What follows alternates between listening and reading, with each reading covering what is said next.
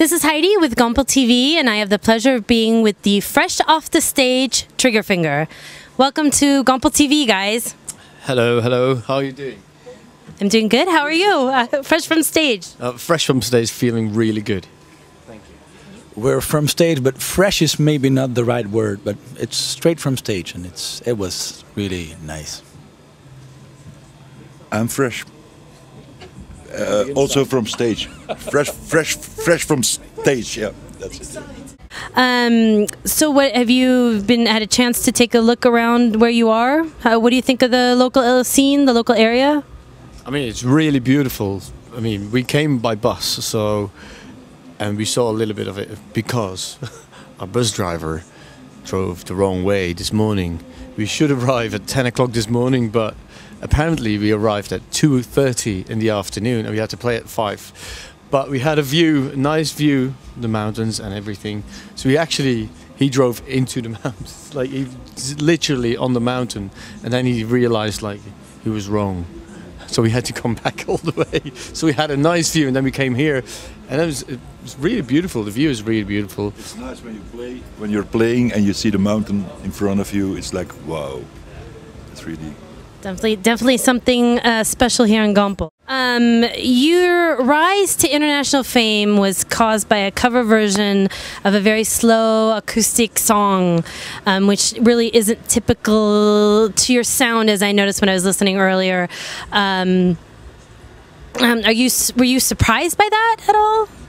Definitely, we were surprised because it wasn't our intention to release that song as a single. It was part of a deal or a tradition that a Dutch radio station has. You can come in and play your own song, but you also have to cover a song from the top 50.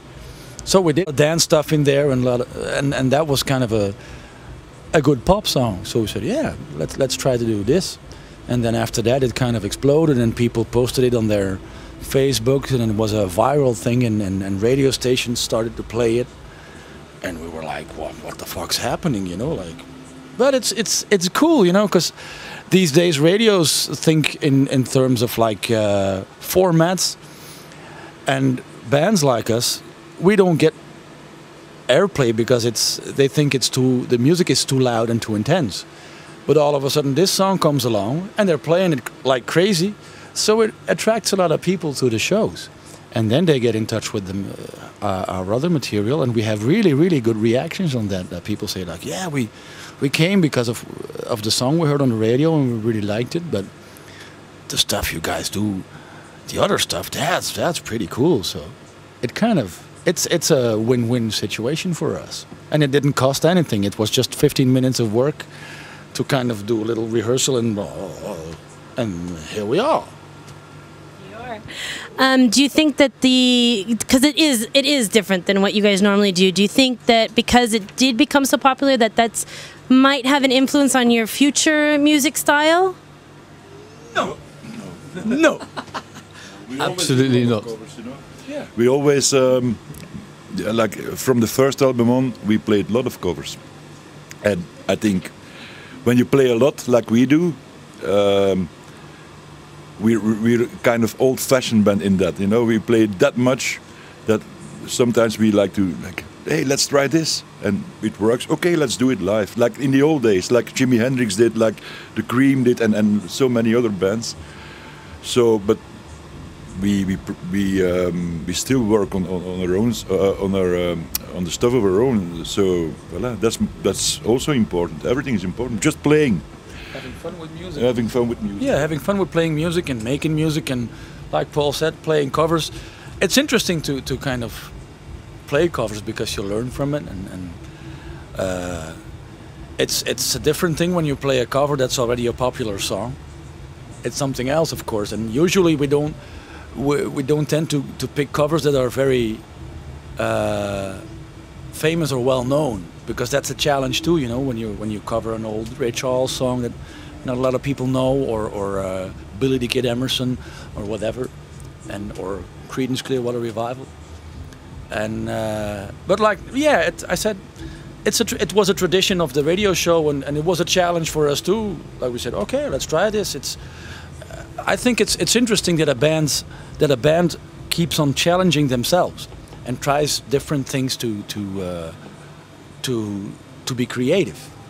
And then when you do all that on the side, then it's time again to focus on your own stuff and write new songs. We have a lot of ideas lying around right now, and we're gonna put them all together. And beginning of next year, we got a couple of months off, and we're gonna try to make a new album, write it, and use all those different parts. And we got a couple of songs finished already.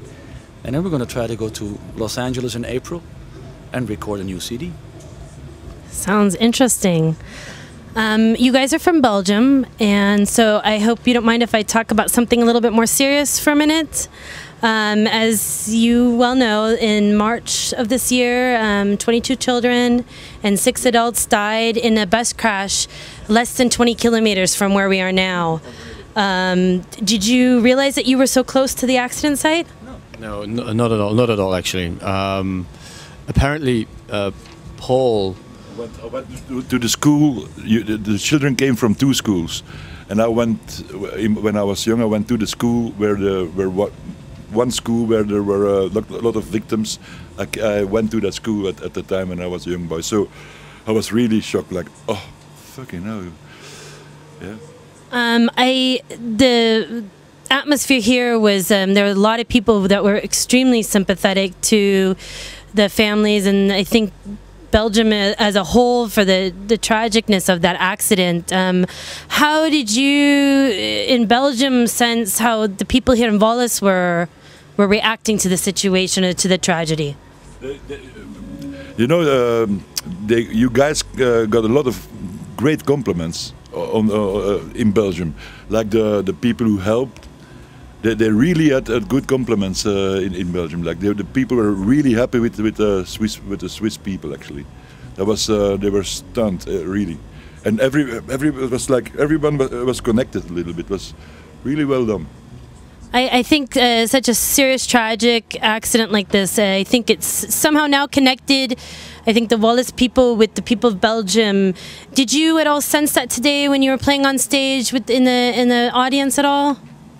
No, because you know that's the weird thing about stuff like that happening. Because, of course, it's really tragical that stuff like that happens. But I don't know anybody from that accident, you know, and so I don't have a connection to them. I have 2 kids of my own, and I think it's really sad what happened there. But what also struck me a little bit, the media reaction that happened after that was like stunning, you know.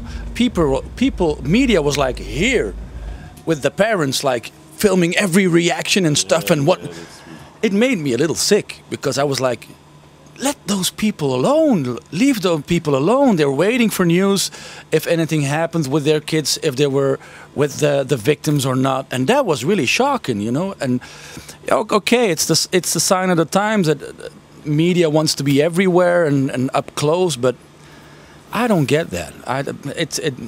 It offends me sometimes a little bit, and it's those are really sensitive situations, you know. People are really hurting or expecting the worst, or maybe they don't, but they're.